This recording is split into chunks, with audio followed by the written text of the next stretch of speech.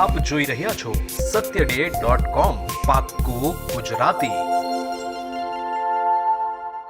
રાજ્ય સરકાર દ્વારા લગ્ન પ્રસંગમાં અગાઉ નક્કી કરાયેલા 200 લોકોની મર્યાદાની જગ્યાએ હવે માત્ર 100 લોકોની જ મર્યાદા કરી નાખી છે, જેને લઈને અઠવાડિયામાં આવતા લગ્ન પ્રસંગને લઈને લોકોની મર્યાદા વધારવાની માંગ ઉઠી છે।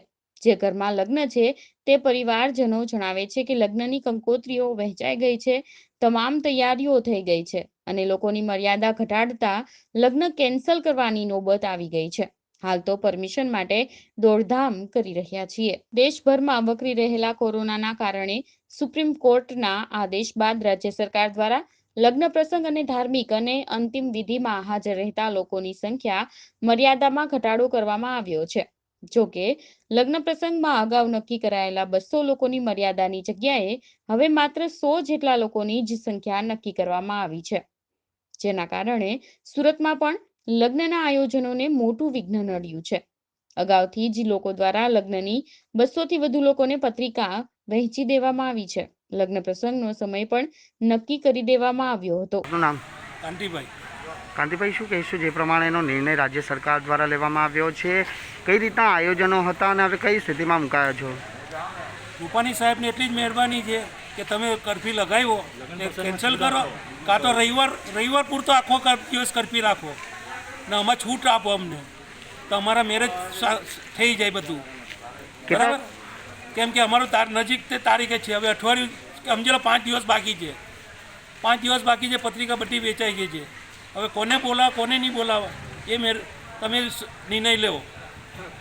કયા રીતના આયોજનો બીજા અન્ય કરવામાં આવ્યા હતા અને હવે આયોજનો પર કઈ રીતની મુશ્કેલી પડવાની સંભાવના છે? મુશ્કેલી તો પૂરી પડવાની। હવે એપ્રિલમાં તો અમે બધું લોકડાઉન હતું એટલે કેન્સલ કરી નાખ્યું, હવે તો બધું જ તૈયારી થઈ ગઈ છે સમજી લો।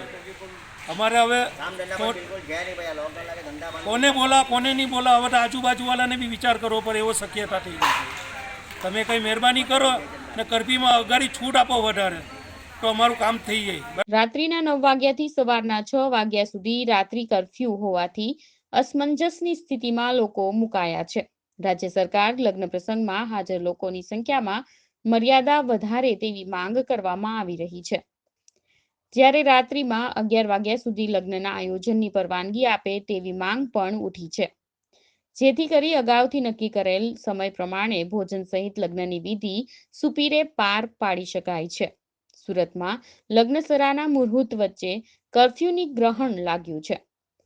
25 નવેમ્બરથી 11 ડિસેમ્બર સુધીના લગ્ન મુહૂર્ત વચ્ચે લગભગ 650 થી વધુ લગ્ન અટવાયા છે। માત્ર વેસુ વીઆઈપી અને ડુમસમાં 30 જેટલા પાર્ટી પ્લોટ અને 60 થી વધુ બેન્ક્વેટ હોલ ધારકોને લાખોનું નુકસાન સહન કરવું પડ્યું છે।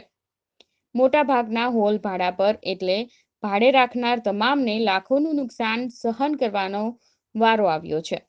પાર્ટી પ્લોટના માલિક દિનેશ સાબુએ જણાવ્યું કે 48 કલાકથી રાત્રિ કર્ફ્યુના માહોલમાં તમામે લગ્ન દિવસના કર્યા છે।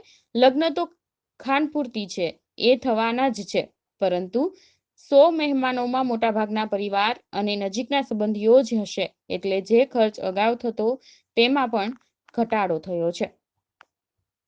satyday.com સુરત। આપનું નામ? પ્રેમ, જણાવજો કેટલી તારીખે લગ્નનું આયોજન કરવામાં આવ્યું છે, હવે કઈ સ્થિતિમાં મુકાયા છો?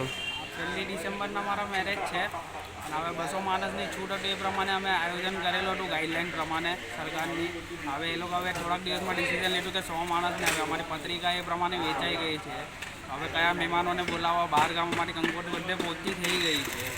હવે એને બોલાવવા કે નહીં બોલાવવા એના પર થોડીક મુશ્કેલી થઈ ગઈ છે કે 100 માણસની સરકારે જે પરવાનગી રજૂ કરી છે એ થોડીક મુશ્કેલીઓ થઈ ગઈ છે। અને અરેન્જમેન્ટ 9 વાગ્યાનું જે લોકડાઉન ચાલુ કર્યું છે, કારણ કે અમારો જમવાનો ટાઈમ હતો રાતનો હતો, ગ્રહ આટક પટે પછી એ રીતની અરેન્જમેન્ટ હતી।